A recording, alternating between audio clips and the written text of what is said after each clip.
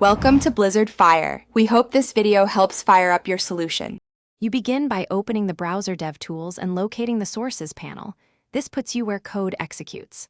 First, set a breakpoint on the specific function or line you want to inspect, or add a debugger statement inline. This pauses execution at the exact spot.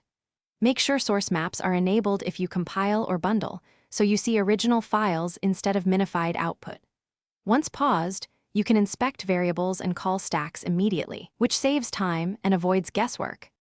Now that execution is paused, you inspect state, look at local and closure scopes, and expand objects to reveal properties. You step into to follow a function call, step over to run the next line without entering, and step out to finish the current function quickly. This controls flow precisely.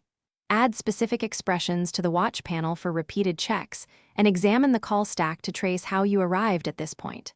Once comfortable, modify values on the fly to test fixes without reloading. To finish, make targeted changes.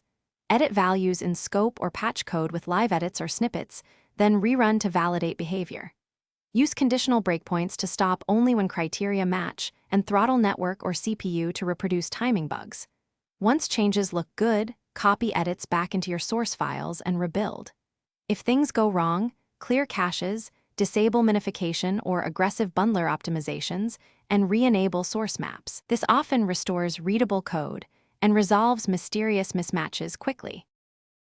Thanks for watching. If you found this helpful, don't forget to like and subscribe.